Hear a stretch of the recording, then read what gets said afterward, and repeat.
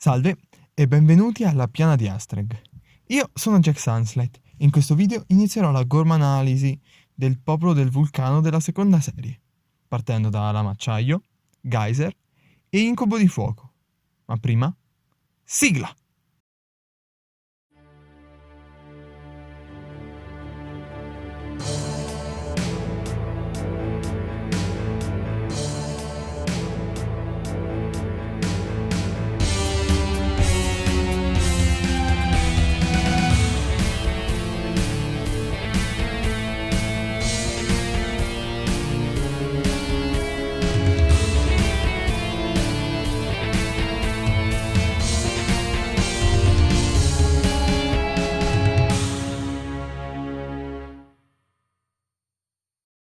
Cominciamo da geyser liroso.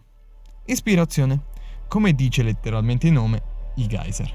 Detta facilmente, tipi di sorgente di acqua bollente che si formano quando dell'acqua si deposita, impossibilitata ad uscire ed evaporare, vicino ad una camera magmatica.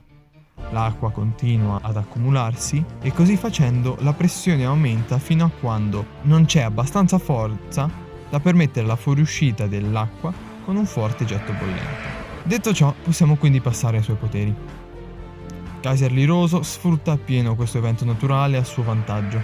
Infatti, il suo corpo è ricoperto da fuori. Io ne conto almeno 16 possibili, da cui può far fuoriuscire un getto di vapore bollente capace di bruciare i suoi nemici. E niente, questo è quello di cui è capace.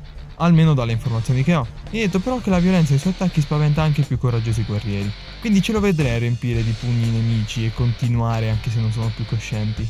Però come vediamo dalle sue stat nella forma base delle Battle Scars, che condivido abbastanza, al contrario di molti altri del popolo del vulcano, il suo attacco principale è derivante dalla magia, che supponiamo sia la fonte che permette di produrre i getti di vapore. Detto questo, passiamo alla forma Atomic, dove le stat cambiano orientandosi un po' più ad una build difensiva e potenziando inoltre potenza e psicopotere d'attacco, anche se avrei diminuito ancora di più la magia per portare lo psicopotere almeno allo stesso livello della magia alla forma base. Come? Vi chiedete perché diminuire la magia con l'Atomic? Beh, la combustione atomica è strana, almeno nelle stat. Il potere in sé è semplice, concede loro l'energia della madre lava, l'energia del fuoco della lava, possono assorbire l'energia infinita della lava e attingere ai suoi poteri ogni volta che si immergono in essa.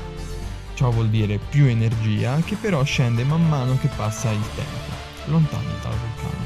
E ciò però non influenza le stat, ma guardando ai vari cambiamenti mi è venuta un'idea che può funzionare. La combustione atomica può far aumentare una stat magica, a volte quella opposta a quella con già un altro punteggio, e alcune stat difensive, a volte a spesa di altri punteggi. E ciò ci riporta al geyser, che diminuisce la magia aumentando quindi lo psicopotere. Passiamo al carattere. Come dice il suo titolo, è irascibile e arrogante. Viene anche detto che è imprevedibile e che potrebbe arrabbiarsi in un qualsiasi momento. Il suo grido nelle Battlecard ci fa pensare a un misantropo. Non sopporto più nessuno, voglio combattere! Inoltre gli altri gormiti del vulcano hanno paura di lui. Credo più che altro perché sa sparare vapore e come ben sappiamo l'acqua è super efficace sul fuoco. Ah no, aspetta, quello era un altro brand. Considerazioni personali. Effettivamente non credo sia uno dei guerrieri più forti di questo popolo. I colpi di vapore fanno sì male, ma non possono fare altro che ustionare. Inoltre il suo carattere lo rende facilmente escluso e sacrificabile, dato che il suo popolo non salverebbe mai qualcuno che fa più danni alla propria base che nel campo di battaglia. Passiamo alla macciaio il tagliagole, un gormita con delle lame taglienti al posto delle braccia e su alcuni punti del suo corpo. Una possibile ispirazione potrebbe essere Gigan dalla serie di Godzilla. Infatti dalle varie forme di questo kaiju vediamo prese le lame attorno alla bocca e delle lame al posto delle braccia. Ma questa sua forma ha delle seghe elettriche al posto delle lame. Possibile ipotetica versione di lama acciaio del popolo del metallo ispirata a questa forma? Altre ispirazioni possono essere Jack lo Squartatore, Sweeney Todd e possibile anche Freddy Krueger. Ringrazio Xerab per i suggerimenti. Anche se c'è la possibilità che semplicemente volessero fare un personaggio edgy ed è uscito questo.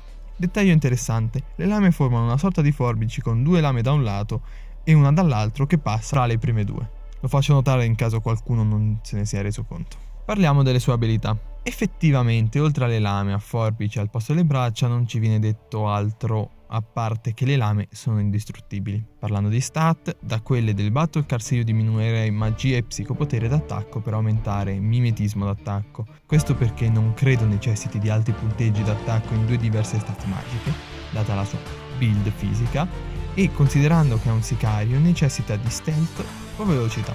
Nell'accettazione della carta di seconda serie, anziché dire che non hai speranza nel fuggire, suggerisce che correndo abbastanza veloce potresti sfuggirgli. Quindi direi che funziona meglio sul mimetismo.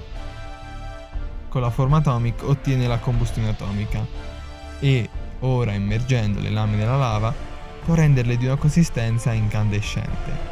Così facendo ha come bonus un taglio più efficace e che necessita meno forza per tagliare di netto qualsiasi cosa, ma come malus perde il danno da sanguinamento, dato che la ferita si cicatrizza subito per via del calore. Ma non è un problema se la parte tagliata è un organo vitale. Passiamo infine al carattere e altro. Adora gli aggettivi crudele, arrabbiato e senza pietà, e tranne forse per la rabbia sono tutti applicabili a lui. Questo lo rende un gormita perfetto per i lavori sporchi e per questo si dice sia un sicario del popolo del vulcano. Vi rendete conto? È crudele per gli standard di creature nate per nutrirsi delle anime delle loro vittime, capaci di sterminare intere popolazioni senza farsi problemi. E con la forma atomica la spietatezza e la crudeltà aumentano ancora. Non riesco nemmeno a immaginare di cosa potrebbe essere capace.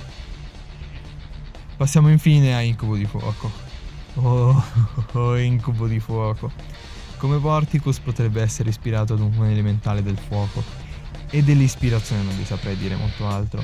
Non ha consistenza fisica, può volare e spegnere le sue fiamme quando vuole, così da diventare invisibile e riaccendersi usando l'infiammabilità dell'aria. Allora, della sua potenza ne parliamo dopo, anche se già potete intuire qualcosa, però a me questo fatto della sua inconsistenza e questo stretto legame con l'aria mi fa pensare che lui stesso è fatto di un gas infiammabile, e quindi potrebbe essere un gormita del popolo dell'aria, e non so cosa provare a riguardo. Parliamo un secondo delle apparizioni. Nella saga della Grande Eclisse, quando Errore Profondo comincia a ritrovarsi in difficoltà contro Carapax, Incubo di Fuoco interviene, accecando il Signore del Mare. Ma poi non viene mostrato quando gli altri signori hanno effettuato l'attacco combinato. Probabilmente perché si era spento per fuggire.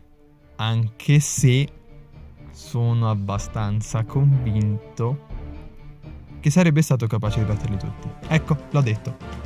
Ora spiego per bene il perché, anche se abbastanza intuibile.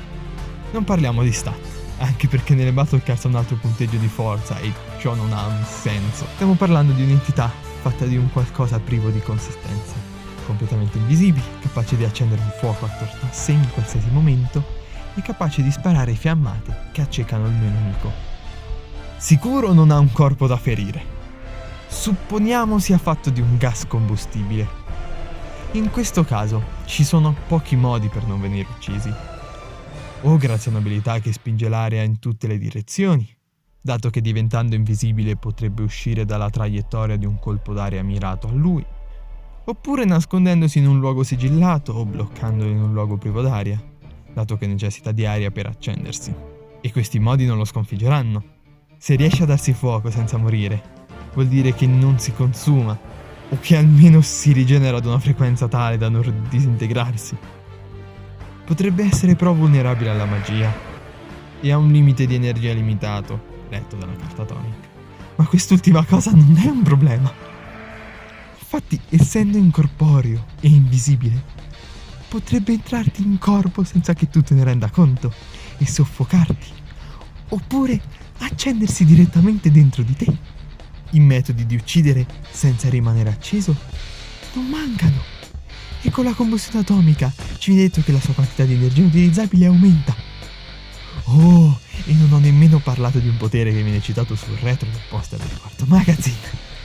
È capace di apparirti nel sonno, attivamente. Non è che lo sogni e fai un incubo. Lui entra nel suo sogno, dato che non ha consistenza fisica, e ti fa impazzire, come sta facendo con me. Non ce la faccio. Questa cosa non è concepibile, è contro ogni limite di qualsiasi cosa.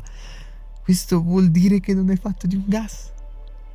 La spiegazione che mi viene in mente è che è una qualche sorta di entità presente in un altro piano dell'esistenza che controlla del gas combustibile la maggior parte del tempo. Ma se vuole può tranquillamente entrare nei tuoi sogni. Ma vi rendete conto di cosa stiamo parlando? Non ce la faccio, la mia sanità mentale non regge, comincia perfino ad apparire nei miei sogni. Non vorrei... No, per favore, no, non può essere. Lui non esiste, vero? Non può farmi levare, vero? È finita.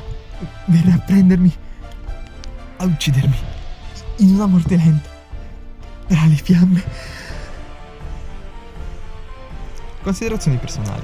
Credo possa essere fatto di un gas infiammabile che è in grado di causare incubi se inalato. Ricordiamoci che le descrizioni sono scritte da un punto di vista esterno e quindi non sono necessariamente dati di fatto, ma solo una visione soggettiva di un individuo che sta scrivendo in questo momento. Forse. Speriamo. E niente, non ho altro da dire. Questo era l'inizio della cromoanalisi del popolo del vulcano. Ho scoperto adesso che nei retri dei poster, come avete sentito nel video, ci sono delle descrizioni aggiuntive dei vari gormiti. Ci sono anche descrizioni aggiuntive sui gormiti del popolo dell'aria e del popolo del mare. Se qualcuno di voi ce l'ha, me lo dica nei commenti, mi contatta, mi manda la foto. E niente, questo video è tutto, spero vi sia piaciuto come l'ho fatto. Forse potrei aver esagerato per Incubo di Fuoco, ma effettivamente è questa bestia. Ah, cavolo, non ho citato che è uno stratega. Raga, Incubo di Fuoco è anche uno stratega eccellente. Veniva detto nella carta Atomic, mi sembra. Quindi non è nemmeno un idiota. E questo è tutto.